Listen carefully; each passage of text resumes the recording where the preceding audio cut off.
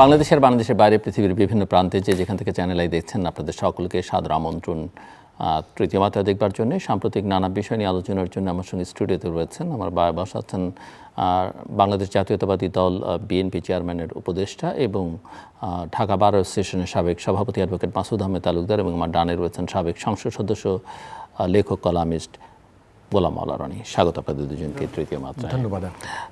Mister Masud Ahmed Talukdar, আপনার কাছ থেকে একটু বুঝতে চাই যে দিন সপ্তাহ মাস পেরিয়ে সরকার চলেছে সামনের দিকে এগিয়ে। মন্ত্রী পরিষদের জন্য 6 মাসের একটা টার্গেট ধরে দিয়েছেন প্রধানমন্ত্রী নিজে।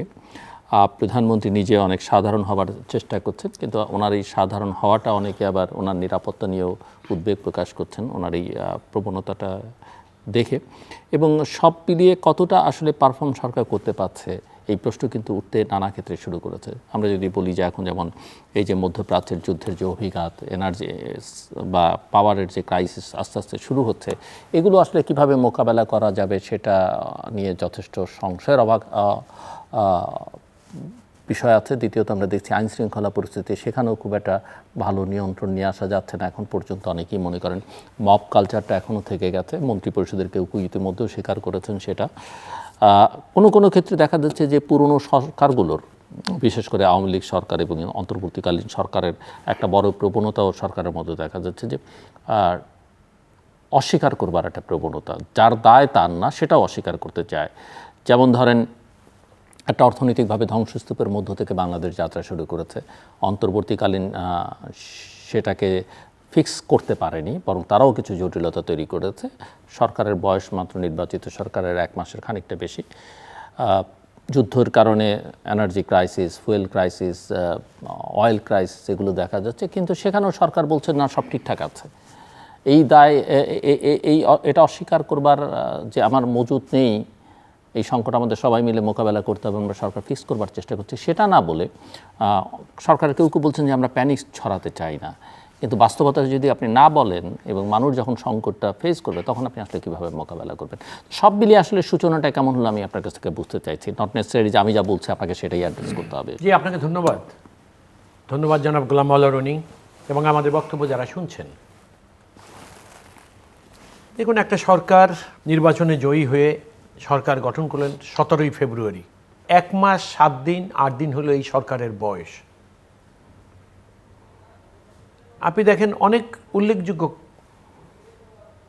সিদ্ধান্ত এই সরকার ইতিমধ্যে গ্রহণ করেছে এবং সেটা বাস্তবায়নের উদ্যোগ গ্রহণ করেছে এবং অনেকটা উল্লেখযোগ্য অগ্রগতিও ইতিমধ্যে পরিলক্ষিত হচ্ছে।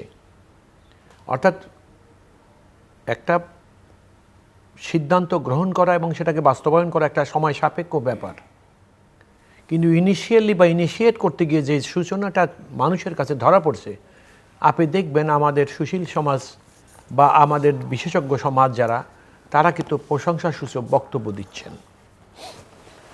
এবং আমি লক্ষ্য করেছি এটাও যে এই প্রশংসার কথা শোনার পর সরকার উদাসীন হচ্ছেন কি না সেটাও আমি ব্যক্তিগতভাবে আমার যতটুকু যোগ্যতা তা দিয়ে আমি বোঝার চেষ্টা করছি।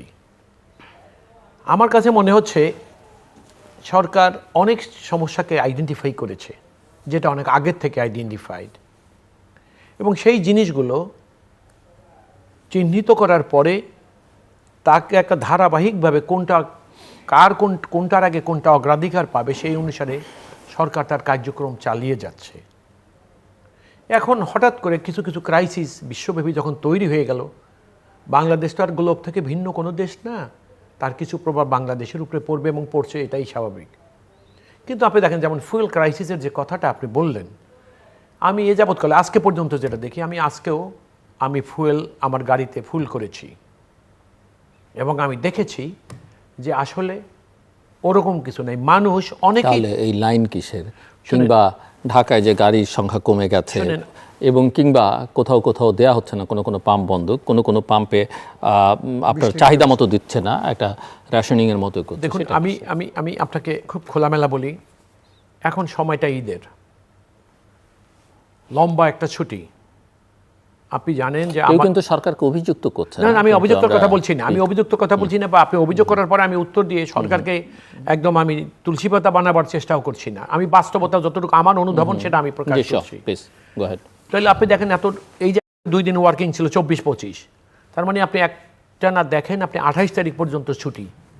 এই লম্বা সময় আমাদের মধ্যে একটা প্রবণতা আছে, এত লম্বা সময় ঢাকা শহরে কেউ থাকতে চায় না, ঢাকার বাইরে যেতে চায়, এবং যারা চলে যায় আপনাকে আমি কিভাবে বুঝাবো, আমি দেখেছি যে কোর্ট থেকে বাসা পর্যন্ত ধানমন্ডিতে আসতে কোনোভাবেই আসার সময় 1 ঘন্টার কমে হয় না, কিন্তু আপনি শুনলে আশ্চর্য হবেন আজকে 12 মিনিটে এসছি। এই গাড়ির কমতিটার কারণটা কি? গাড়ির কমতিটার কারণ হলো যে ট্রান্সপোর্ট বা ভেহিকুলার যেগুলো ঢাকা শহরে মুভমেন্ট করে রেগুলারলি, তার একটা উল্লেখযোগ্য অংশ যে ঢাকার বাইরে চলে গেছে, তারা এখনও ফিরে নেই। দ্বিতীয় কথা, লাইনটা কেন?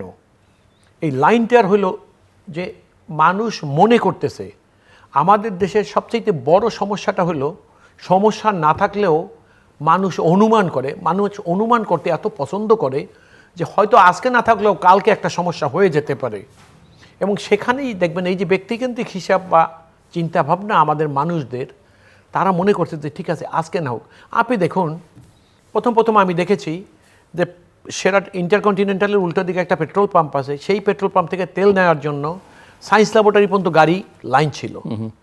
তাহলে সায়েন্স ল্যাবরেটরি পর্যন্ত গাড়ির লাইন থাকা মানে হলো এই যে এখন অনেকেরই প্রশ্ন ছিল, আমি নিজেও ভাবছি যে আজকে না হয় তারা গাড়ি ভর্তি করে তেল নিলেন, তাহলে তেলের যদি ক্রাইসিস হয় তাহলে এটা কি আজকের ট্যাঙ্কি ফুল করে তেল নেওয়ার পরে এই তেল দিয়ে কি বাকি সারাটা জীবন যতদিন তেলের ক্রাইসিস থাকবে তারা সমস্ত সময়ের জন্য কি তারা গাড়ি ভর্তি করে নিয়ে যেতে পারবে এবং ওই সময়টায় তারা সাপোর্ট করতে পারবে? তা না। অর্থাৎ আমি লক্ষ্য করেছি এই লাইন দেওয়া, তেলের জন্য এই পাম্প থেকে সেই পাম্পে দৌড়াদৌড়ি করা, এবং কোনো একটি পাম্পে আপনি লক্ষ্য করবেন ঈদের ছুটির জন্য খুব পরিষ্কার, আপনি বিদ্যুৎ এই যে জ্বালানি মন্ত্রী যেটা বললেন যে আমি নিজে পেট্রোল পাম্পে গিয়েছি, ডিলারদের সঙ্গে কথা বলেছি, তারা বলেছে ছুটি থাকার কারণে আমরা ডিপোতে ব্যাংকে টাকা জমা দিয়ে যে স্লিপ দাখিল করার পরে আমাদেরকে যে ডেলিভারি দেয় সেইটা দেওয়া ব্যাংক বন্ধ থাকার কারণে সম্ভব হয়নি বলে কিছু পাম্পে তেল পাওয়া যায়নি। সুতরাং বিষয়টা হলো এরকম। আপনি আরেকটা জিনিস বলছেন খুব গুরুত্বপূর্ণ, সেটাও একটা প্রশ্ন যে এরকম একটা জরুরি ব্যবস্থার ক্ষেত্রে ব্যাংকে টাকা জমা না দিতে পারলে তেলটা আনা যাবে না, সেটার জন্য বিকল্প ব্যবস্থা করা যায়। এখন দেখেন বিকল্প ব্যবস্থা, এটা একটা সাধারণ ডিজিটালি বা অন্য কোনো ভাবে, এটার একটা সহজ উত্তর হলো আমার কাছে, কোনো একটা ক্রেডিটে কোনোভাবে এটা করা যায়। এটা একটা সহজ উত্তর হলো স্বাভাবিক একটা পদ্ধতি চলছে। আপনি দেখবেন ছুটির সময় তো এসেনশিয়াল সার্ভিস ছাড়া সবাই একটা এই ছুটির প্রিভিলেজটাকে গ্রহণ করতে চায়। হ্যাঁ, এটা আর অনেক সময় তো হয় কি, যত কৌশলী হন আর যত সতর্কই হন না কেন, কিছু না কিছু। আপনি আরেকটা খুব গুরুত্বপূর্ণ প্রশ্ন করেছেন আমাকে, যে আমাদের মাননীয় প্রধানমন্ত্রী আজকে সহজ একজন প্রধানমন্ত্রী হিসাবে মানুষের কাছে, এবং ইতিমধ্যে একটা ইমপ্রেশন তৈরি হয়ে গেছে যে আমাদের প্রধানমন্ত্রী একটা একজন সাধারণ মানুষের মতো মানুষের কাছে উপনীত হতে চায়, মানুষকে বোঝাতে চায় যে দেশের প্রধানমন্ত্রী, আপনারা আমাকে ভোট দিয়ে দেশের প্রধানমন্ত্রী বানিয়েছেন, আমি আসমানে আর আপনারা মাটিতে। এই যে ব্যবধানটা অতীতে আমরা বহু সরকারের মধ্যে দেখেছি, উনি এইটাকে কমিয়ে আনতে চান। এখন এটার অর্থ এই নয় যে মানুষ সহজ বা স্বাভাবিক হওয়ার পরে সাধারণ মানুষের সাথে অতি স্বাভাবিকভাবে মিশতে গিয়ে সেখানে সবচেয়ে বড় যে ব্যাপারটা সেটা হলো একটা দেশের প্রধানমন্ত্রী, উনি এখন আপনার ব্যক্তিগত ব্যাপার না, দেশের প্রধানমন্ত্রী একটা দেশের মানুষ, দেশের প্রধানমন্ত্রী, এবং মনে রাখতে হবে ওনার ভালো মন্দের সাথে দেশের মানুষের ভালো মন্দ ওতপ্রোতভাবে জড়িত। তো অতি সহজ অতি সাধারণ হওয়াটা এর মধ্যে কোনো দোষের কিছু নাই, কিন্তু মজার ব্যাপারটা এখানে হয়েছে অতি সাধারণ হওয়াটা অতি উদাসীন হয়ে যাচ্ছে কিনা। অর্থাৎ আমার কথাটা হলো এইরকম যে মনে রাখতে হবে যে অতি সহজ হতে গিয়ে যেন কোনো অবহেলার হয়ে না যায়, সেদিকে মাননীয় প্রধানমন্ত্রীর ব্যাপারে যারা কনসার্ন তাদেরকে খুব বিশেষভাবে খেয়াল রাখা উচিত বলে আমি মনে করি। মিস্টার গোলাম আল্লাহ রনি, সম্ভবত নতুন সরকার আসবার ব্যাপারে আপনার সঙ্গে প্রথম আমাদের কথা হচ্ছে, এবং আপনি শুনছিলেন মিস্টার মাসুদ তালুকদারের বক্তব্য। সেই বিষয়ে আপনার কোনো অবজারভেশন থাকলে, বক্তব্য থাকলে আপনি নিশ্চয়ই দিতে পারেন। আমিও হয়তো পরে আপনাকে আমার দিক থেকে কোনো প্রশ্ন থাকলে করব। তার আগে একজন তরুণ ঠিক না, এখন তরুণ আর তাকে বলা যাবে না, বাট অত্যন্ত মেধাবী, আমার আপনার পুরনো সহকর্মীও, হয়তো আপনার খেয়াল নেই, ব্রাত্য রাইসু, কবি লেখক, তিনি ফেসবুকে একটা পোস্ট দিয়ে আপনার কাছে, আপনার ট্যাগ করেছে, নিশ্চয়ই আপনার চোখেও পড়েছে, আপনাকে 3টে প্রশ্ন করেছে। আমি সেই প্রশ্নগুলিটা আপনাকে আপনার সামনে উপস্থাপন করতে চাই এবং আপনি উত্তর দিতে পারেন, কিন্তু চাইছেন যে আপনি উত্তর দেন।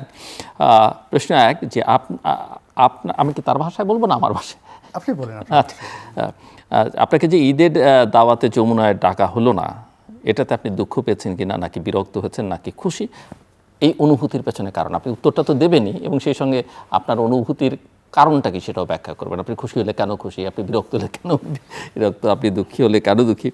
দ্বিতীয় প্রশ্ন হচ্ছে, আপনাকে যদি সরকার ডেকে নিয়ে প্রেসিডেন্ট পদ গ্রহণ করতে জোরাজুরি করে, আপনি কি পদটি গ্রহণ করবেন কিনা, করলে কেন করবেন, না করলে কেন করবেন? এবং তৃতীয় প্রশ্ন হচ্ছে যে বিএনপি সরকার কিভাবে অজনপ্রিয় হতে পারে ইউনূস সরকারের মতো, এই ব্যাপারে পরামর্শ চাওয়া হলে আপনি কি কি কাজ করতে এবং না করতে পরামর্শ দেবেন প্রধানমন্ত্রী তারেক রহমানকে? আমাকে আসলে প্রশ্ন করা হয়েছে, কিন্তু আসলে আমি প্রশ্নটা তখন বুঝিনি। আপনার মানে কাছে মানে এটা শোনার পর আমার কাছে মনে হলো যে আমাদের বন্ধু যে প্রশ্নটা করেছেন তার প্রশ্নের গভীরতা অনেক অনেক বেশি। তো আমি আসলে ওখানে লাজ লজ্জার কারণে আসলে উত্তরটা দেইনি, যে ওখানে ফেসবুকে মানে সে আমাকে পার্সোনালি নক না করে এইভাবে যেভাবে বললো, এটা কি আমাকে টিটকারি করা হলো, আমাকে সম্মানিত করা হলো, না আমাকে মহিমান্বিত করা হলো, আমি বুঝতে পারছিলাম না। যেহেতু আপনি প্রশ্ন করেছেন, দিস ইজ দ্য প্ল্যাটফর্ম, তো আমি একেবারে রিয়েল সেই কথাগুলোই বলছি। কারণ আমার মনে হয় যেহেতু আপনি অনেক সময় কথাবার্তার মধ্যে স্যাটায়ার আনেন, আনেন, মানে একটু হিউমারাস, সেই কারণেই সে এই কিন্তু প্রশ্নগুলো খুব গুরুত্বপূর্ণ এবং আপনার অনুভূতিটা সে বুঝতে চাইছে। যেমন আমি অ্যাডভোকেট মাসুদ আহমেদ তালুকদারকে যে প্রধানমন্ত্রী সবার প্রধানমন্ত্রী হতে চাইছেন, কিন্তু তার সিকিউরিটি কনসার্ন নিয়ে আলোচনা করছিলাম আমরা। বিশেষ করে আমরা ঈদের দিন যমুনায় যা দেখলাম তার রিসেপশনে, একইভাবে অবশ্য ওই আলোচনায় আমরা বিরোধী দলের কারো কারো ভাষা অনেক ডিসিপ্লিন, সেখানেও যা ঘটলো, যা দেখলাম, সেগুলো নিয়ে আপনার মতামত আমরা শুনতে চাইতে পারি। প্রস এন্ড কনস কি? আমি সুন্দর করে বলি যে আমার মতো অন্যান্য যারা আছে, কিন্তু আমি চাই যে যেহেতু আমি প্রশ্নটা তুললাম, এটা সবাই জানে, রাইসুর এই প্রশ্ন যেহেতু আমি এখানে তুললাম, আপনি উত্তর না দিলে কিন্তু আবার আমার ক্রেডিবিলিটি, অনুষ্ঠানের ক্রেডিবিলিটি, আপনার ক্রেডিবিলিটি নিয়ে প্রশ্ন উঠবে। আমি সঙ্গতের কারণে দেব। আমি প্রথমত যে কথাটা বলতে চাই যে প্রধানমন্ত্রীর কার্যালয় বা যে কোনো গভর্নমেন্ট অফিস যখন কাউকে দাওয়াত দেন, তার একটা সোশ্যাল আইডেন্টিটি থাকে, একটা পরিচিতি থাকে। তো সেই দিক থেকে ওই যমুনাতে দাওয়াত পাওয়ার মতো আমার আসলে কোনো পরিস্থিতি নেই। আমার বিএনপির একটা সাধারণ মেম্বারশিপ নেই, মানে একজন মেম্বারশিপ নেই। তবে আমি বিএনপির কোনো কর্মী নই, আমি কোনো পেশাজীবী সংগঠনের সাথে জড়িত নই। আমার মানে যে সামাজিক পরিস্থিতি আছে, সে সামাজিক পরিস্থিতি দিয়ে কোনো এই রাজার দরবারে যাওয়ার জন্য নিমন্ত্রণ পাওয়ার নজির অতীতে কখনো ঘটে নাই, কারো জীবনে ঘটে নাই। তাহলে উনি ওখান থেকে যারা চিঠি লিখবে, সেই সিএস আরএস পর্চা অনুযায়ী গোলাম মোল্লা রনি বা এই ক্যারেক্টারিস্টিক্সের এরকম কোনো লোকের তো খুঁজে পাওয়া যায় না কাউকে। আমার মতো পর্যায়ের একটা সিঙ্গেল লোক বাংলাদেশে দাওয়াত পায় না। তাহলে আমাকে যদি দাওয়াত দিতে হয়, তাহলে তো 18 কোটি মানুষকে দাওয়াত দিতে হয়। আপনি দুঃখ পেয়েছেন না বিরক্ত হয়েছেন? না, আমার এটা খুশি, এটা আমার এটা খুশিও দুঃখ কোনো অনুভূতি, কোনটা অনুভূতিহীন। কাজে আপনার অনুভূতির পেছনের কারণ মূলত জানতে চাইছেন সেটা। এখন আমাকে যদি, আমার নাম গোলাম মোল্লা রনি, এখন যদি কেউ আমাকে গণেশ বলে ডাকে রাস্তায়, আমি তো সেদিকে ফিরে তাকাবো না। আমাকে যদি বলে এই গদাই, এই গণেশ, এই মামু শুনো, অনেক আছে না, বা কেউ যদি বলে এই চড়াই পাখি, তা আমি তো চড়াই পাখি নই, তা আমাকে তো আমার নামে যে ডাকবে। এখন ওই ভবনে যারা দাওয়াতে গেছেন, যারা যারা কার্ড পেয়েছেন, তাদের সবারই একটা পরিস্থিতি আছে। আমার সেই পরিস্থিতিটা না, এটার আর একটু ব্যাখ্যা আছে।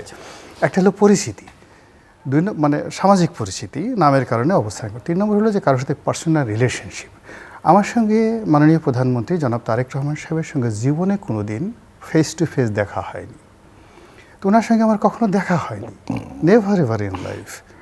ওনার আশেপাশে যে সমস্ত যারা আমির ওমরা আছেন, সাহাবা আছেন, মানে সঙ্গী সাথী যারা আছেন, যারা লন্ডন থেকে এসেছেন, এখানে যারা আছেন, এদের কাউকে আমি চিনি না, কারোর সঙ্গে আমার পরিচয় নেই, কারোর সঙ্গে আমার কথা বলা হয়নি, একটা সিঙ্গেল ওয়ান না। প্রেস উইংস বলেন, অন্য জায়গাতে আছেন।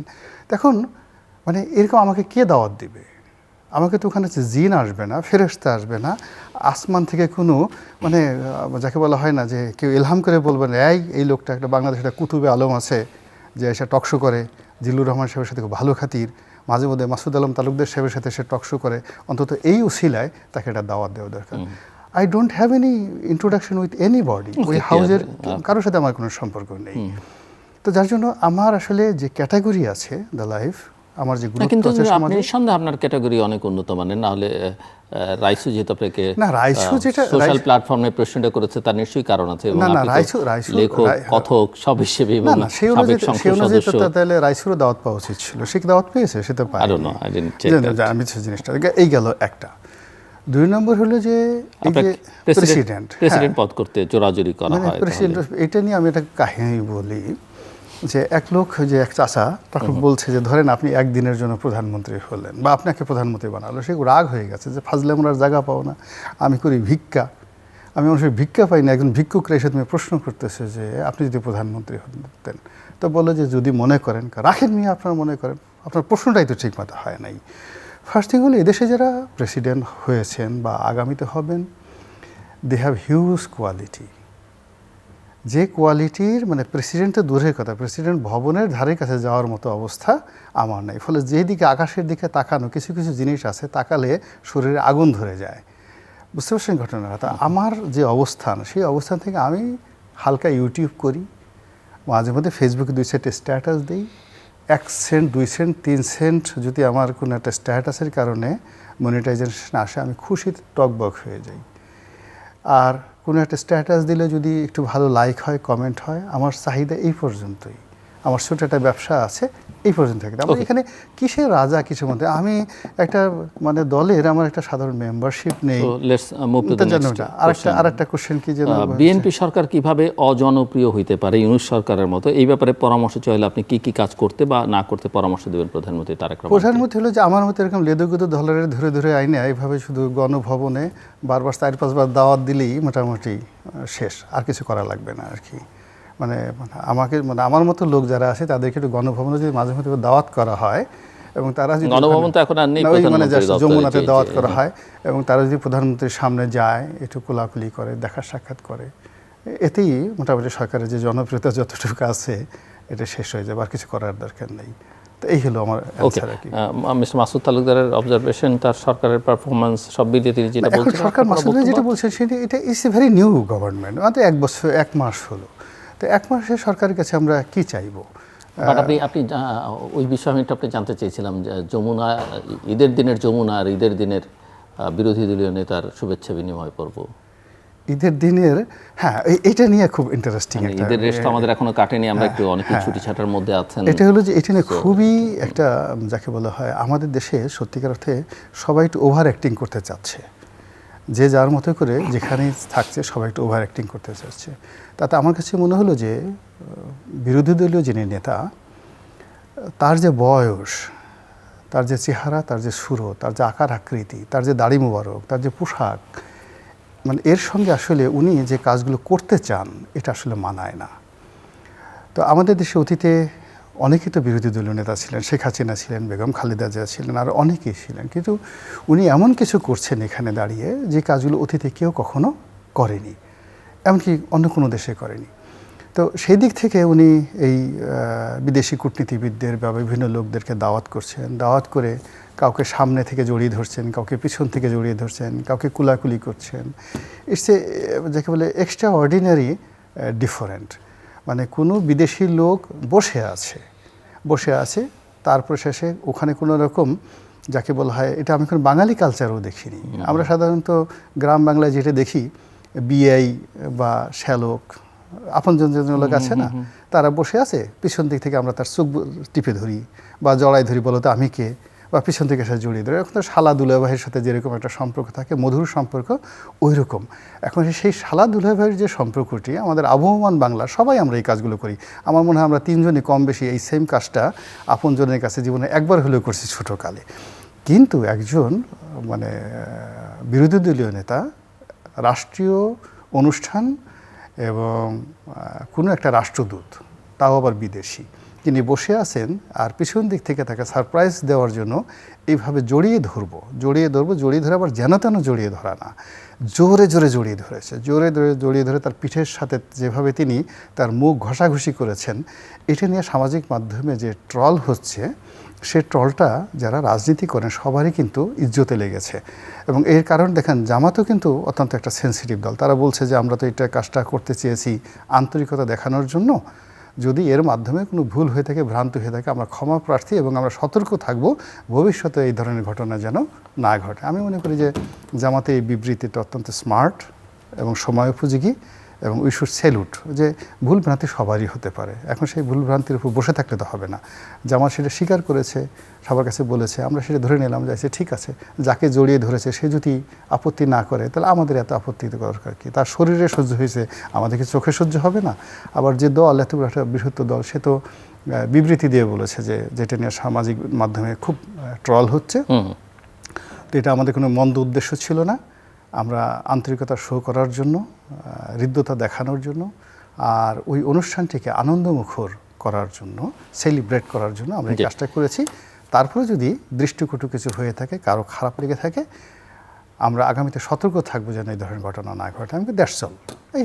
মিস্টার মাসুদ আহমেদ তালুকদার কি মনে হয় যে আগামী দিনে বাংলাদেশের রাজনৈতিক সংস্কৃতিকে একটা পরিবর্তনের সূচনা হয়েছে? আমরা কি সরকার পক্ষ এবং বিরোধী পক্ষের মধ্যে সংঘর্ষ দেখব, রাজপথ উত্তপ্ত দেখব, নাকি এক ধরনের সহযোগিতা, সহমর্মিতা সংস্কৃতি দেখতে পাবো?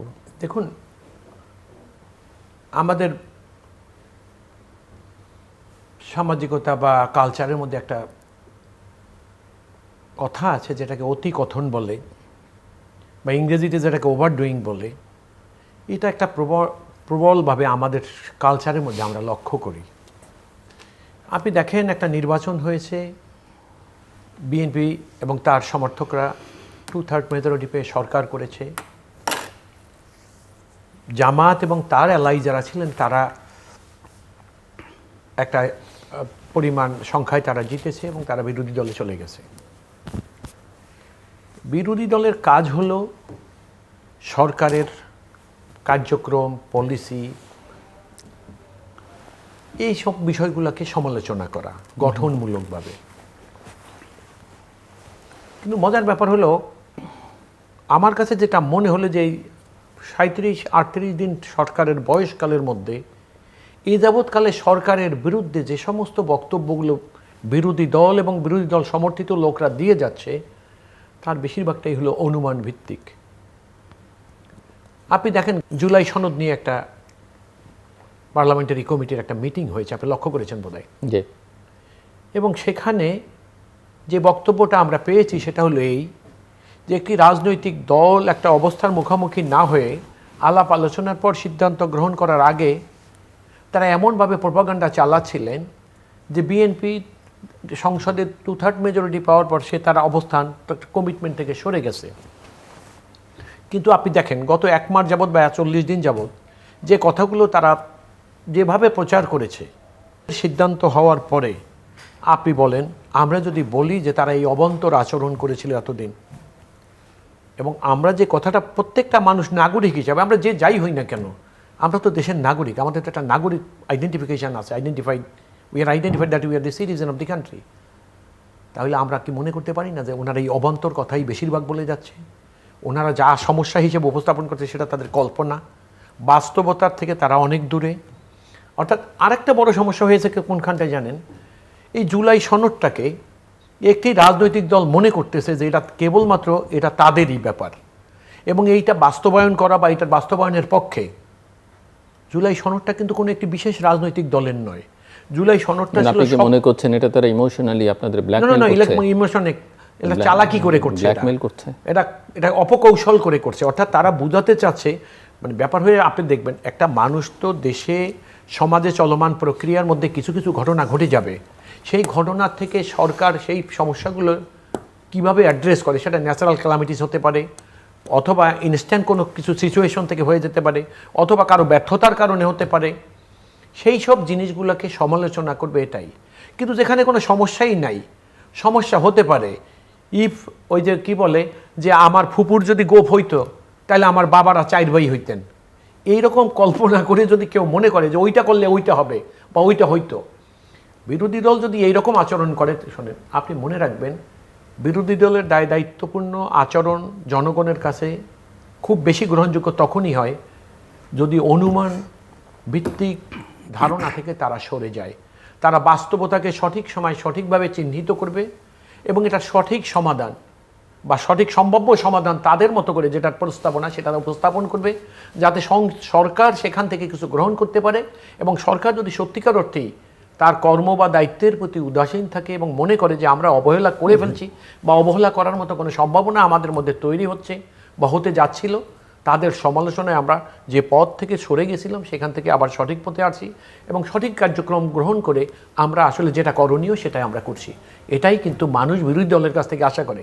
কিন্তু বিরোধী দল যদি মনে করে, আপনি যেমন দেখেন, আপনি জনাব গোলাম মোল্লা রনিকে একটা প্রশ্ন করেছেন যে আপনি যদি বাংলাদেশের রাষ্ট্রপতি হন, প্রশ্নটা আমার না, প্রশ্নটা একজনের প্রশ্নই তো আপনি উপস্থাপন করলেন।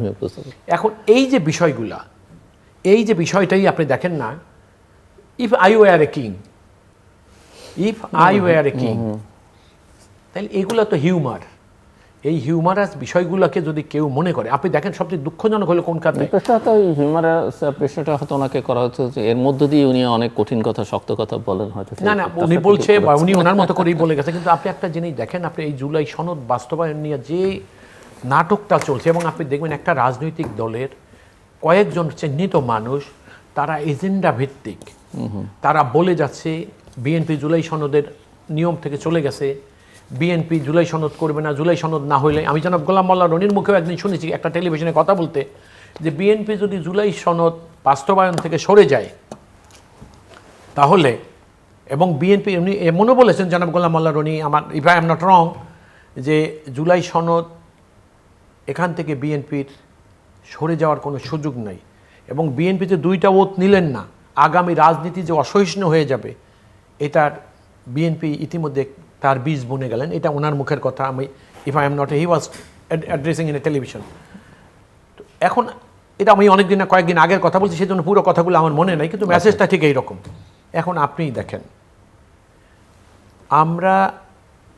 আপনি দেখেন জামাত কি বলছে, আমি কথাগুলো কেন আসছে একটু ছোট করে আমি ছোট করেই বলছি। আমি জামাত কি করছে দেখেন আপনি, জুলাই সনদ যেটা তারা বলতে চাচ্ছে অর্ডিন্যান্স অ্যান্ড প্রেসিডেন্সিয়াল অর্ডার, 2টাই আইন হয়ে গেছে ইতিমধ্যে, এর একটাও এখনও আইন না।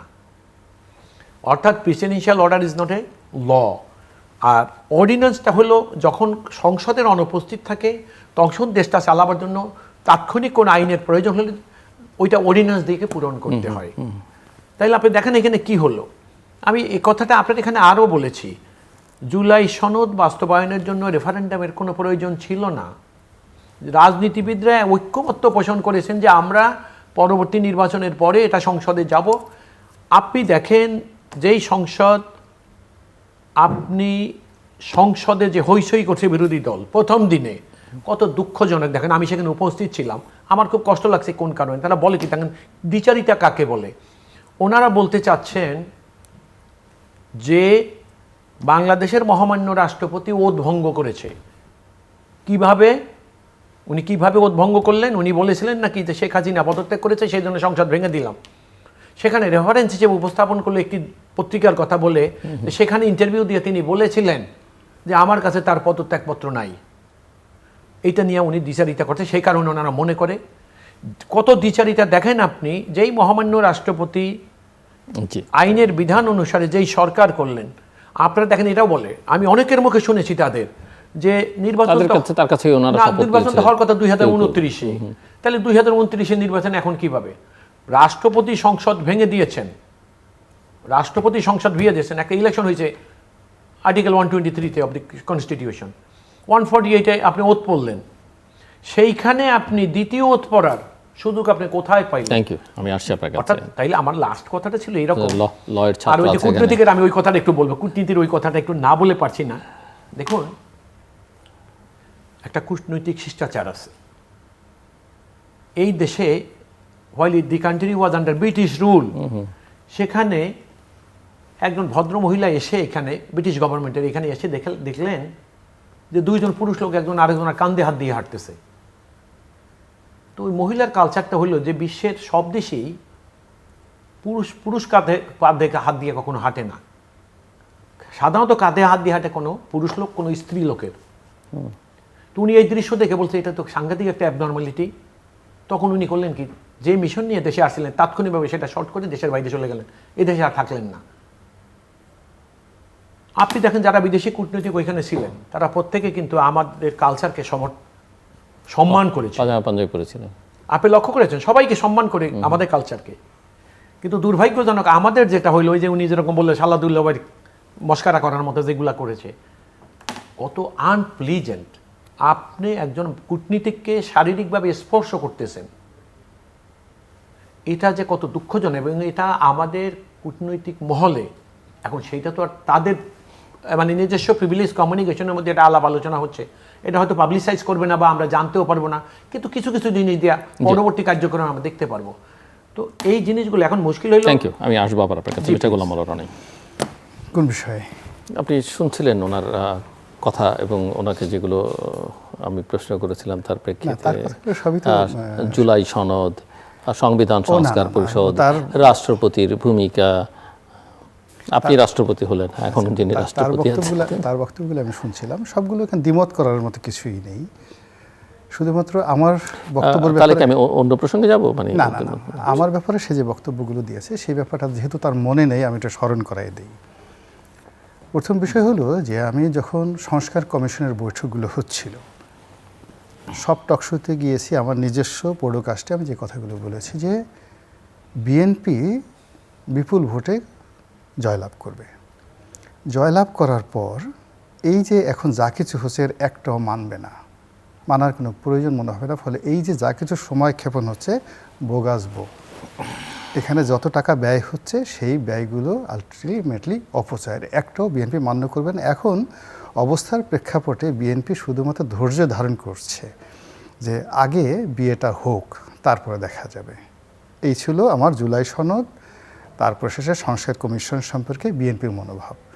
দ্বিতীয় আরেকটা কথা খুব বলেছিলাম যে এখন খুব ভাবসাব দেখাচ্ছে যমুনাতে ডক্টর মোহাম্মদ ইউনূস, সবাই তার কাছে যাচ্ছে।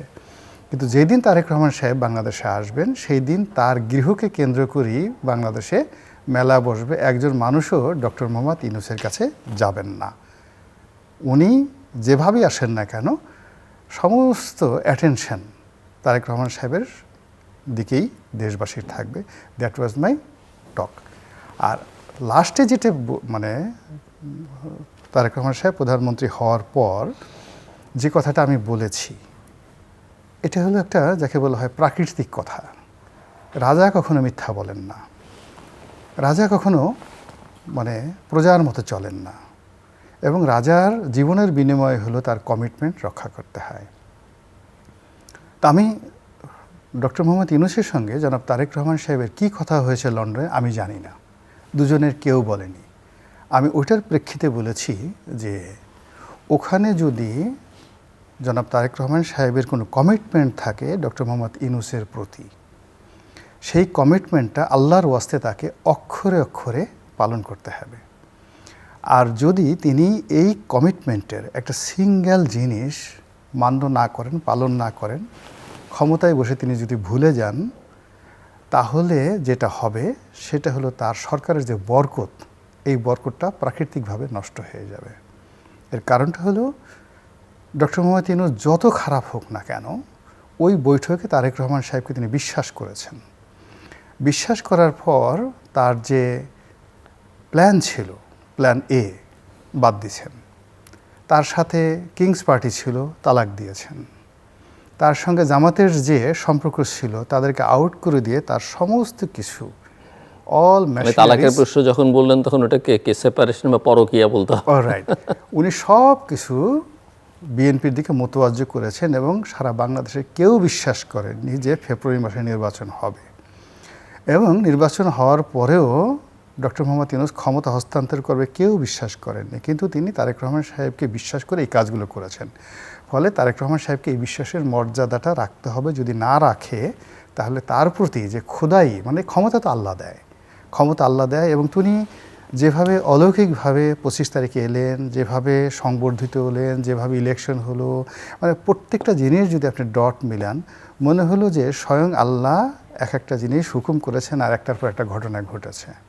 তো এই যে একটা অলৌকিক অপার্থিব রহমত এবং বরকত ওনার উপর কাজ করেছে, ফলে তাকে মানে আমরা যদি বলি যে বিএনপির কোনো একটা লোক ক্লেম করতে পারবে না যে আমি আন্দোলন করে, আমরা আন্দোলন করে, লড়াই সংগ্রাম করে আজকে তারেক রহমান সাহেব ক্ষমতায় বসিয়েছি। এখানে আল্লাহর একটা রহমত বরকত কাজ করেছে, ফলে সেই বরকতের জায়গাটিতে যেন উনি সঠিক থাকেন, এই কথাটা আমি জাস্ট একটা টক শোতে বলেছি, দ্যাটস অল। এর বাইরে মানে আমার কোনো ব্যক্তিগতভাবে কোনো কথা বলিনি। আর আপনি যেটা বললেন, আর একটা যেটা বললেন, কি যেন বললেন আর একটা, না, এটাই তো জুলাই সনদের হ্যাঁ, প্রশ্ন, জুলাই সনদ। এখন সংবিধান সংস্কার পরিষদের প্রশ্ন, যেটাই।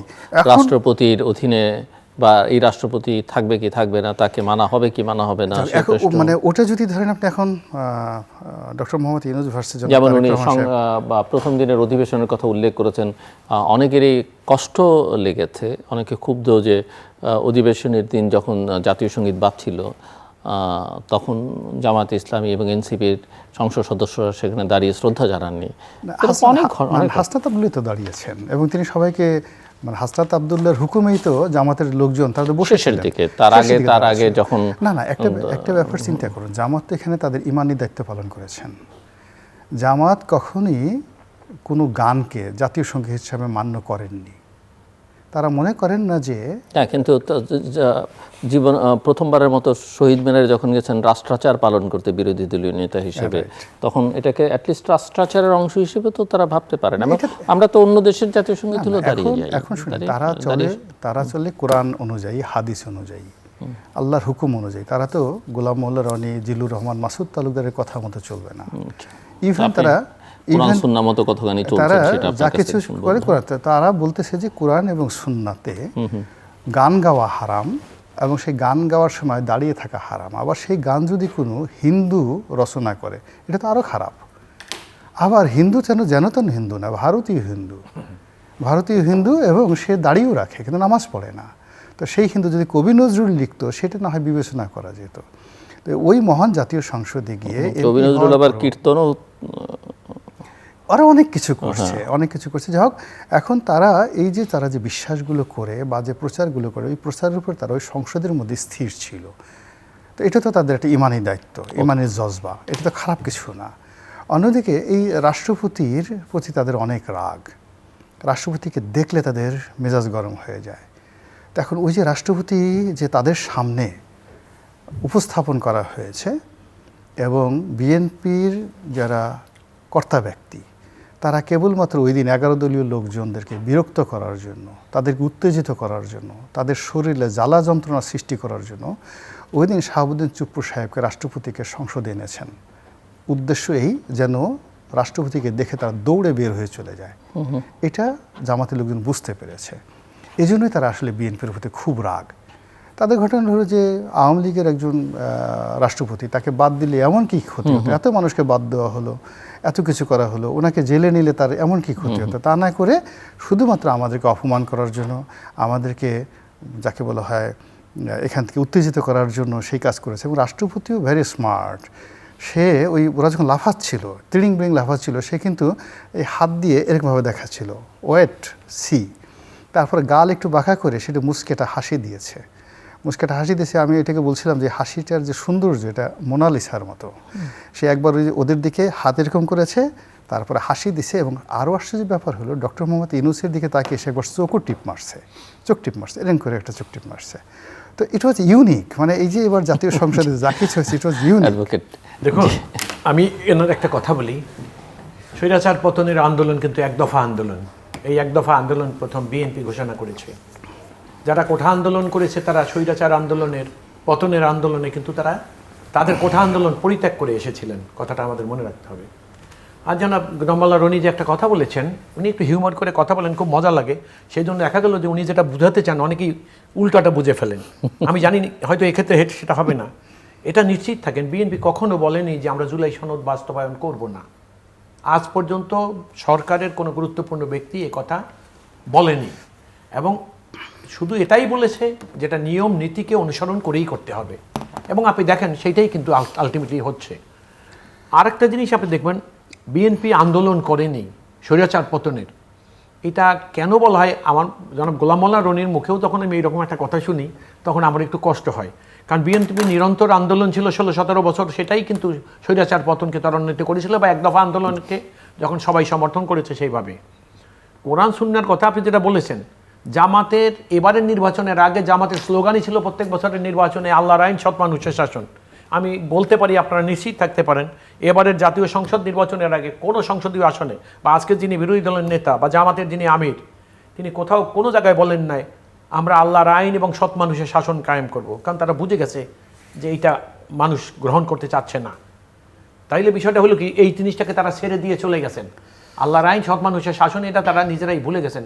এখন কেউ জামাত আর আল্লাহর আইন বা সৎ মানুষের শাসন কায়েম করতে চাই দেশে, জামাতের সম্পর্কে এই ধরনের মন্তব্য কিন্তু কেউ করে না। একটা জিনিস আপনি আসলে একটা জিনিস লক্ষ্য করবেন, আমাদের এই দেশটার মধ্যে একটা বড় সমস্যা আমার ব্যক্তিগত জীবনে ধরা পড়েছে, সেটা আমি আপনাকে খুব খোলামেলা বলি। একটা সুশীল সমাজ যারা স্থায়ীভাবে এই দেশের রাজনীতিবিদদের শত্রু, তাদের একটা ধারণা এই যে রাজনীতিবিদরা মূর্খ, লেখাপড়া জানে না, এদেশে যা কিছু জানে সব সুশীলরা জানে। এবং আপনি লক্ষ্য করবেন সেই তো, এই সুশীলদের কিন্তু আবার চরিত্র হলে তারা কিন্তু অরাজনৈতিক থাকতে চায়। এবং এই অরাজনৈতিক ব্যক্তিরা কী করেছে জানেন আপনি, তারা সব সময় 1/11-এর সময় রাষ্ট্র ক্ষমতা, এই যে 1/11-এর যে কুশীলভ আপনি লক্ষ্য করেছেন ধরা পড়েছে জেনারেল মাসুদ, তার সম্পর্কে আমার দুই একটা কথা না বললে হয় না। জেনারেল মাসুদের একটা মিশন ছিল। জেনারেল মাসুদ ম্যাডামকে গ্রেফতার করলেন। একটা মানুষ, তার পরিচয় কী ছিল জানেন, সে রক্ষী বাহিনীর। তার রিটায়ারমেন্টে যাওয়ার পরে, অর্থাৎ রক্ষী বাহিনী যদি আর্মিতে মার্জ না করে, তাহলে সে রক্ষী বাহিনী থেকে রিটায়ার করে এবং মেজর লেভেলের অফিসার হিসাবে, পরে অ্যাটবেস্ট রিটায়ারমেন্টের আগে তাকে লেফটেন্যান্ট কর্নেল করা যেত। কিন্তু তিনি কোনো মানে অজ্ঞাত কারণে উনি লেফটেন্যান্ট জেনারেল হয়েছিলেন। কাদের দয়া হয়েছিলেন সেটাও জানেন। ওনার টার্গেটটা কি ছিল? কিন্তু সেটা তো বিএনপির সময়ই হয়েছে। হ্যাঁ, বিএনপির সময়ই হয়েছে। এবং বেগম খালেদা জিয়া, প্রধানমন্ত্রী তারেক রহমান, তাদের তো দুঃসম্পর্কের আত্মীয় তিনি। হ্যাঁ, দূর না, অনেক মোটামুটি কাছের আত্মীয়। আচ্ছা, ওনার একটা টার্গেট ছিল কি জানেন, ওনার টার্গেট ছিল জিয়া পরিবারকে আসলে ধ্বংস করে দেওয়া। উনি ম্যাডামকে যখন প্রথম জেলে নেন 2008-এ, 2007-এ, আপনার 8-এ, আপনার মনে আছে কিনা আমি জানি না, 7-এ, আপনার মনে থাকার কথা, এই কিন্তু ম্যাডাম স্থায়ী অসুস্থতার মধ্যে চলে গেলেন। সেই অসুস্থতাকে ম্যাডাম কাভার করতে পারলেন না। জনাব আরাফাত রহমান কোকোকে এই টাস্ক ফোর্সের নির্যাতনে, এই মাসুদউদ্দিন চৌধুরীর নির্যাতন করার কারণে তিনি মারা গেলেন, তাকে হত্যা করা হয়েছে। এবং আমার নিশ্চিত আমি যে অচিরেই এই মাসুদউদ্দিন চৌধুরীর বিরুদ্ধে হত্যা মামলা হওয়া উচিত এবং হবে। উনি জনাব তারেক রহমানকে, I was his lawyer, remand শুনানি আমি করেছি আদালতে, ওনাকে নিয়ে গেলেন এবং আমি কোর্টকে দৃষ্টি আকর্ষণ করে বলেছিলাম যে ইউর অনার, জনাব তারেক রহমানকে রিমান্ডে দিচ্ছেন আপনি। এই রিমান্ড শেষ হওয়ার পর যখন আদালতে তাকে উপস্থাপন করে আজকে এইভাবে দেওয়া হয়েছে কিনা আপনাকে সেটাকে নিশ্চিত করতে হবে। কিন্তু দুঃখের বিষয় ছিল এইটা যে উনি তারেক রহমানকে যখন রিমান্ড থেকে ফেরত আনে, তখন তারেক রহমান আর নিজের পায়ে আসে নেই, আজকের মাননীয় প্রধানমন্ত্রী স্টেচারে শুয়ে আসছিলেন। এই মাসুদউদ্দিন চৌধুরীর টার্গেট ছিল কি জানেন, ম্যাডাম খালেদা জিয়াকে জেলে নিয়ে পঙ্গু করে দেওয়া। ওনার টার্গেট ছিল ম্যাডাম খালেদা জিয়ার 2 সন্তানকে মেরে ফেলা। ওনার রাজনীতিতে অন্য এজেন্ডা ছিল, যেটা ওই তথাকথিত সুশীল সমাজ, অরাজনৈতিকভাবে তারা যেটা মনে করছিল যে সুশীল সমাজের একটা সুশীল সরকার হবে। এই মাসুদউদ্দিন, শোনেন, আমি মাসুদউদ্দিন চৌধুরীর ষড়যন্ত্রটাকে আমি প্রথম ধরা পড়ে কখন আমার কাছে, আমি আজকে না বলে পারছি না আপনাদের কাছে, আমাকে একটু দয়া করে 1-2 মিনিট বেশি সময় দিবেন। আমি এই জন্য বলছি, আমি কুমিল্লা ক্যান্টনমেন্টে একটা পিকনিকে গিয়েছিলাম। I was invited by barrister Mainul Hossain. সেই পিকনিকের শেষে দেখা গেল 4টার সময়, তখন এই জেনারেল মাসুদউদ্দিন চৌধুরী, তিনি হলেন কুমিল্লা ক্যান্টনমেন্টের জিওসি, তারা করলেন কি বার্ডের উদ্যোদার মিটিং করলেন। আমি 6:30 বাজতেছে তখন দরজা করলেন। কোন সময়? এই 1/11-এর আগে, অর্থাৎ 2005 সনের কাহিনী বলছি আমি আপনাকে। আমি তখন ঢাকা ইউনিভার্সিটির সিনেট মেম্বার, আমাকে সেই অনুসারে দাওয়াত দিল। আমার সেদিন সন্দেহ হইল, আমি এসে ম্যাডামকে বললাম যে ম্যাডাম, ব্যারিস্টার মাইনুল হোসেন এবং মাসুদউদ্দিন চৌধুরী তারা রুদ্ধদ্বার বৈঠক করেতে পারে আওয়ার্স টুগেদার। আমার সন্দেহ হয়েছে যে তারা কোনো ষড়যন্ত্র করছে। The way I talk with madam and what happened you know, আমি আমার বন্ধু মিত সানাউল্লাহ 2 জন ম্যাডামের কাছে গণভবনে তখন ইফতারির একটা অনুষ্ঠানে গিয়ে বললাম যে ম্যাডাম, গভর্নমেন্ট তো সিসিট করে যাচ্ছে, আপনি দয়া করে একটা কাজ করেন, ব্যারিস্টার মাইনুলের নাম অ্যাডভাইজার হিসেবে আপনি উপস্থাপন করেন ম্যাডাম নেক্সট কেয়ারটেকারে। ম্যাডাম এগ্রি করলেন আমাদের সঙ্গে। আমরা ব্যারিস্টার মাইনুল হোসেনকে পাইলাম ওই ইফতারির প্রোগ্রামে। বললাম স্যার, আপনার ক্ষেত্রে আমরা 2 জনে প্রস্তাব করছি, উনি আমাদেরকে জোর করে ম্যাডামের কাছে পাঠাইলেন এবং নিশ্চিত হইলেন যে আমরা ম্যাডামকে বলবো না ম্যাডাম, আমরা যে বলছিলাম ওনার নাম দেওয়ার জন্য সেটা আপনি দিয়েন না। সেইটা ম্যাডামকে বলতে আমরা বাধ্য হয়েছিলাম সেই দিনই কিন্তু। এবং আপনি জানেন সেই দিনই কিন্তু এই ষড়যন্ত্রের বীজ ওখানে বোনা হয়েছিল। এবং আপনি জানেন এই 1/11 সময় এই মাসুদ উদ্দিন চৌধুরী, তো মাসুদ উদ্দিন চৌধুরীর মেসেজটা ছিল কি দেখেন, আর একটা দুঃখজনক কথা আপনাকে আমি না বলে পারছি, আমি শেষ করে দিচ্ছি। তো তার টার্গেট ছিল ম্যাডামকে পঙ্গু করে দেওয়া, এবং সেই ম্যাডামকে তো চিরস্থায়ী পঙ্গু হয়ে গেছিলেন মৃত্যু পর্যন্ত, এবং সেটার জন্য যিনি দায়ী এই মাসুদ উদ্দিন চৌধুরী। তিনি আরাফাত রহমান কোকোকে হত্যা করেছেন, তিনি আজকের মাননীয় প্রধানমন্ত্রীকে হত্যা করার চেষ্টা করেছেন তার ইচ্ছার বিরুদ্ধে। ওই যে বলেন না আওয়ামী লীগ স্বৈরাচার, যেই আওয়ামী লীগের রাষ্ট্রদূত হয়ে অস্ট্রেলিয়া গেলেন এবং 3বার তাকে বর্ধিত করা হলো, তিনি ওই যে বললেন তার তথাকথিত মুসলিম, এবং উনি কিন্তু তখন তথাকথিত টাস্ক ফোর্সের উনি কিন্তু হেড ছিলেন। উনি যেটা করেছেন এই তারেক রহমান সাহেবের বিরুদ্ধে যে প্রোপাগান্ডা আওয়ামী লীগ গত 16-17 বছর, এইটার এই পয়েন্ট কিন্তু ও তৈরি করে দিয়ে গেছিলেন এই মাসুদ উদ্দিন চৌধুরী। এবং আমি আপনাকে বলি এই মানুষটি যেটা করতে চেয়েছিলেন, বিএনপিকে নেতৃত্বহীন করতে চেয়েছিলেন, এবং ওনার কিন্তু একটা প্ল্যান ছিল, তার সেকেন্ড গেম ছিল এখানে, তার একটা টার্গেটেড লোক ছিল, আমি তার নাম এখন ইচ্ছা করে বলবো না। উনি চাচ্ছিলেন, এমন উনি একটা প্রস্তাবও দিয়েছিলেন ম্যাডামের কাছে এইভাবে যে অমুকের নাম, তাকে সিনিয়র ভাইস প্রেসিডেন্ট করা হোক। কিন্তু ম্যাডাম সেখানে আমার সামনে, এবং আমার বন্ধু আজকে যিনি এমপি নির্বাচিত হয়েছেন ব্যারিস্টার নওশাদ জামির, আমাদের সামনে ম্যাডাম বলছে এইসব স্বপ্ন দেখা বাদ দাও, বাড়িতে গিয়ে ঘুমাও। আমার মনে আছে রাত 12:30 পৌনে 1টার সময় এই ঘটনা ম্যাডামের ক্যান্টনমেন্টে বুঝতে পারি ওই বাড়িতে। আমি আপনাকে যে বলি, তো এইরকম একটা শ্রেণী এই সমাজে আছে। এই সরকারকে দেখেন আপনি, একটা সরকার এত নিরন্তর চেষ্টা করে যাচ্ছে, কিন্তু তাদের একটা ধারণা আর কিছু না হলেও এই লেখাপড়া হবে না, হলে ভালো চাকরি পাবে না, চাকরি পাইলে বেতন পাবে না, বেতন পেলে সেই টাকা কোনো ভালো কাজে লাগবে না। অর্থাৎ একটা 30-35 দিনের একটা সরকার সম্পর্কে ধন্যবাদ আমাদের দেশের মানুষ একটা শ্রেণী। মিস্টার রনি, আপনার কাছে কি মনে হচ্ছে যে প্রধানমন্ত্রী খুবই ধীর এবং দৃঢ়ভাবে এগুচ্ছেন এই যে জেনারেল মাসুদের আলোচনা থেকে? প্রশ্নটা আমার মনে হলো আপনার জন্য করি, এবং আপনি সব মিলিয়েই করতে পারেন প্রসঙ্গ, এটাও আলোচনার মধ্যে রাখতে পারেন। আমার কাছে মনে হয় জেনারেল মাসুদের যে গ্রেপ্তারটা একটা স্মার্ট ডিসিশন, এটা দরকার ছিল, প্রকৃতিগতভাবেই দরকার ছিল। এর কারণ হলো মাসুদ সাহেব যেভাবে বিএনপির দ্বারা উপকৃত হয়েছেন আর প্রতিদান তিনি যেভাবে দিয়েছেন, এই দুনিয়াতে যদি এটার একটা দৃষ্টান্তমূলক বিচার না হয়, মানুষ অন্যায় করতে থাকবে। এই জন্য প্রকৃতভাবে দরকার ছিল। নাম্বার 1 হলো তারেক সাহেবের ওই সময়টাতে তার উপর যে জুলুম অত্যাচার করাগুলো হয়েছে, এই ছবিগুলো এখন খুব ভাইরাল। তাকে ফ্যানে টানিয়ে রাখা হয়েছে, তাকে দোতলা থেকে ফেলে দেওয়া হয়েছে, তাকে পিটিয়ে স্ট্রেচে শুয়ে দেওয়া ফেলা হয়েছে। এই জিনিসগুলো যত নেতাকর্মীরা দেখছেন, তাদের আসলে রক্তক্ষরণ হচ্ছে। এবং রাজনীতিতে বিশেষ করে সিংহাসনে কখনো দুর্বল মানুষদেরকে কেউ পছন্দ করে না। ফলে এখানে এই কাজগুলোর বিচার জনাব তারেক রহমান সাহেবকে করতে হবে, একদম খুব স্ট্রংলি করতে হবে। এবং বিচার যদি তিনি করতে না পারেন, তাহলে তার কাছের লোকগুলো তাকে ভয় পাবে না, আর তার আপন লোক যদি ভয় না পায়, তার প্রতিপক্ষও ভয় পাবে না।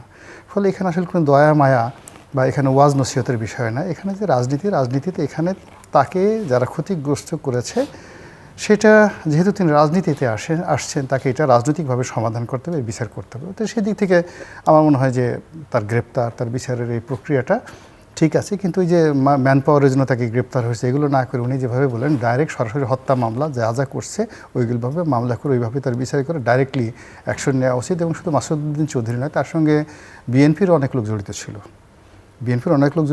এরকম অন্ততপক্ষে কিছু লোকের দৃষ্টান্তমূলক শাস্তি দেওয়া দরকার। তাতে করে হলেও কি বিএনপির মধ্যে অন্তত বেইমান পয়দা হবে না। এখন যে বেইমানগুলো ওনার চারিপাশে আছে, এগুলো ওনাকে আগামীতে দিনে ক্ষতি করবে। ফলে ওনাকে ভালো মতো রিমান্ডে নিয়ে ওনার সাথে কার সাথে কীভাবে কথাবার্তা হয়েছে, এইটাতে অ্যাটলিস্ট করে ওই এনজিওর কিছু লোক আছে, বাইরের কিছু লোক আছে, অ্যাটলিস্ট 111 সৃষ্টির পেছনে 20 জন লোককে যদি টার্গেট করে, সবাইকে তো ইন জেনারেল আসলে করা যাবে না, তো 20 জন লোককে যদি টার্গেট করে একটা দৃষ্টান্তমূলক শাস্তির ব্যবস্থা করা যায়, তাহলে রাজনীতিতে উনি স্ট্যাবল হতে পারবেন। আদারওয়াইজ এখন তাকে যেভাবে লোকজন খুব সহজ মনে করছে, একেবারে খুব সস্তা মনে করছে, এরকম সস্তায় থেকে যাবেন। ধন্যবাদ। আপনি কিছু বলবেন? হ্যাঁ জি, অফিসে বলো। দেখুন, একটা কথা মাথায় রাখবেন, সিম্পল অ্যাপিয়ারেন্স, সহজ উপস্থাপন, এটাকে মিসআন্ডারস্ট্যান্ড করার কোনো সুযোগ নাই। কারণ কোনো মানুষ সহজে কোথাও উপস্থাপন করা, প্রবলেমকে আইডেন্টিফাই করা, ইজিলি অ্যাড্রেস করা, এটাকে যদি কেউ মনে করে দুর্বলতা, আমার মনে হয় সেটা ঠিক না। কারণ জনাব তারেক রহমান যিনি মাননীয় প্রধানমন্ত্রী আজকে বাংলাদেশে, তার সবচেয়ে বড় মেসেজ হলো মানুষের কাছে, আমাকে আপনাদের প্রভু প্রভু ভাববেন না। আপনারা লক্ষ্য করেছেন, এবং উনি মানুষের কাছে, আপনি নিজেও কথাটা শুরু করেছেন, উনি সহজভাবে মানুষের কাছে, এবং আপনি দেখবেন মাঝে মাঝে এমন হচ্ছে প্রোটোকল ব্রেক করে ফেলছেন উনি, মানুষের কাছে বুঝাতে চাচ্ছে যে দেখো দেশের প্রাইম মিনিস্টার বা প্রেসিডেন্ট মানে একটা ভীতিকর বিষয় ছিল, যেটা তোমাদের মধ্যে যে একটা দীর্ঘদিন যাবৎ লালিত একটা সন্দেহপ্রবণ মনোভাব ছিল তোমাদের মধ্যে, তোমরা এটা থেকে বেরিয়ে আসো, তোমাদের প্রধানমন্ত্রী তোমাদেরই একজন, তোমরা সেইটাকে সেভাবে অনুভব করার চেষ্টা করো। উনি সেটাকেই চালিয়ে যাচ্ছেন। এখন দেশের মাননীয় প্রধানমন্ত্রীর নিরাপত্তা তো মাননীয় প্রধানমন্ত্রী নিজে নিশ্চিত করবেন না, বিধান করবেন না। দেশের মাননীয় প্রধানমন্ত্রীর নিরাপত্তা সরকার করবে, এবং সেখানে যদি কোনো ঘাটতি থাকে, আর সেই ঘাটতির কারণে যদি ওনার কোনো ক্ষতি হয়ে যায়, কিন্তু সেটা তো আবার প্রধানমন্ত্রীকে অ্যালাউও করতে হবে। না, প্রধানমন্ত্রী অ্যালাউ করবে কোনখানে? আমি আপনাকে আবার বলি, যেমন আমি এই কথাটা এই কারণে বলছি, যেমন কারণ উনি ওনার সিকিউরিটিকে কমিয়ে এনেছেন, নিজে অনেকটা এখানে আমরা একটা মিসআন্ডারস্ট্যান্ড করতেছি কোনখানে। দেখেন, while he is the prime minister, আপনি দেখবেন যখনই একটা পার্লামেন্টের নির্বাচনে কোনো রাজনৈতিক দল মেজরিটি পার্টি হয়, আগামী 1 সপ্তাহ 7 দিন 5 দিনের মধ্যে সরকার গঠন করতে পারে, তখনই কিন্তু রাষ্ট্রের সবচেয়ে শক্তিশালী নিরাপত্তা তাদের জন্য নিয়োজিত। ওনার জন্য তো স্পেশাল এখন সিকিউরিটি যদি ফোর্স আপনি আছে। বলেন, এখন ওনার জন্য এসএসএফ আছে, ওনার জন্য দেশের সেনাবাহিনীর, ওনার পিজিআর আছে, ওনার আরো এজেন্সি আছে গভর্নমেন্টের, এনএসআই, তারপর ডিজিএফআই আছে। এগুলো বিষয়টা একটাই, সেটা হলো যে মাননীয় প্রধানমন্ত্রীর নিরাপত্তা সরকার বিধান করবে, ওনার নিজস্ব বিধান করার কোনো কিছু নাই। এবং আপনি দেখবেন যে অনেক সময় আমি এটাও লক্ষ্য করেছি, আমি মাননীয় প্রধানমন্ত্রী ম্যাডাম খালেদা জিয়ার খুব কাছাকাছি আমি দেখেছি যে অনেক সময় ম্যাডাম খালেদা জিয়ার একটা ইচ্ছা আছে, উনি ইচ্ছা করেও প্রোটোকলের কারণে, নিরাপত্তার কারণে, ওনার ইচ্ছা অনুসারে সীমাবদ্ধতা অতিক্রম করে তিনি বাইরে যেতে পারেননি, কারণ সেখানে অনেক কনসার্ন থাকার মধ্যে। আমি আসছি, যেহেতু আপনি শেষ করতে চাইছেন, আপনি এই জায়গায় কোনো মন্তব্য করবেন? না, কোনো মন্তব্য নেই আপনার। জি, বুঝতে পারছেন তো। সেই জন্য আমার বক্তব্যটা হলো যে জনাব তারেক রহমান দেশটাকে, যেমন আমি আপনাকে বলি, জনাব লতিফুর রহমান একসময় কেয়ারটেকারের হেড হয়েছিলেন। আমার লতিফুর রহমান সাহেবকে মৃত্যুর আগে ওনার সঙ্গে আমার অ্যাকাউন্ট থেকে কথা বলার একটা সুযোগ হয়েছিল। তা আমি বললাম যে স্যার, আপনি কেয়ারটেকারের হেড হয়ে গেলেন, অ্যান্ড ডে ওয়ান থেকে আপনি যে কাজগুলো করলেন উইদিন এ টাইম লিমিট, এটা কিভাবে করছেন? বলছেন ওই যে জনাব গোলাম মোল্লা উনি যদি প্রেসিডেন্ট হইতেন তাহলে কী করতেন? সেই অনুসারে উনি ধরেই নিয়েছিলেন যে আমি যেহেতু কেয়ারটেকারের সরকারের প্রধান হব ওই সময়কার আইন অনুসারে, তাইলে আমার এই জিনিসগুলা করণীয়। তখন উনি এই জিনিসটা, তো জনাব তারেক রহমানও গত 17টা বছর দেশের রাজনীতিতে যে ভূমিকা তিনি রেখেছেন, আপনি কর্মসূচিগুলো দেখেন তার, আপনি জুলাই সনদ বলেন, প্রেসিডেন্সিয়াল অর্ডার বলেন, আপনি অর্ডিন্যান্স বলেন, যেগুলো যেভাবে করছে জনাব তারেক রহমান কিন্তু এইসব জিনিসকে, এইসব সমস্যাকে অনেক আগেই। ধন্যবাদ মিস্টার গোলাম মোল্লা রনি এবং অ্যাডভোকেট মাসুদ আহমেদ তালুকদার। দর্শক, আমরা কথা বলছিলাম নতুন সরকার, তার পারফরমেন্স, মাত্র 1 মাসের খানিকটা বেশি সময়, এই সময় আসলে চূড়ান্ত মূল্যায়ন করবার কিছু নাই। তবে একথা ঠিক যে লক্ষণ দেখেও কিছু জিনিস বোঝা যায়, অনেক কিছু ইতিবাচক আছে, বাট অনেক দুর্বলতা ইতিমধ্যেই প্রকাশিত হয়েছে। আমরা আশা করি যে এইসব আলোচনার মধ্য থেকে সেই দুর্বলতাকে চিহ্নিত করে সংশ্লিষ্টরা নিজেদেরকে কারেক্ট করবার চেষ্টা করবেন। এবং বৈশ্বিক যে পরিস্থিতিতে অনেক রকমের চ্যালেঞ্জ আছে, সেই চ্যালেঞ্জগুলো মোকাবেলার প্রস্তুতি তারা গ্রহণ করবেন। আমাদের সঙ্গে থাকবার জন্য অসংখ্য ধন্যবাদ। আপনাদের সবার জন্য শুভকামনা।